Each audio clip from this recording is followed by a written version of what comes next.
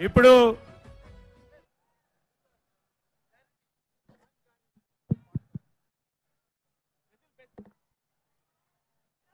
ఇప్పుడు గౌరవనీయులు పెద్దలు రాహుల్ గాంధీ గారు న్యాయపత్రానికి సంబంధించి 5 గ్యారంటీ 5 గ్యారంటీల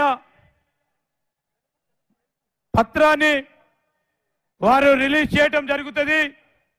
వారి చేతుల మీదుగా 2024 భారత జాతీయ కాంగ్రెస్ కు సంబంధించి మార్పు కోసం హస్తం ఈ న్యాయపత్రంలో ప్రధానంగా 5 న్యాయ్ 5 మరి మన గ్యారంటీలు 5 వర్గాలకు సంబంధించిన న్యాయపత్రం ఈ రోజు వారు రిలీజ్ చేయబోతా ఉన్నారు.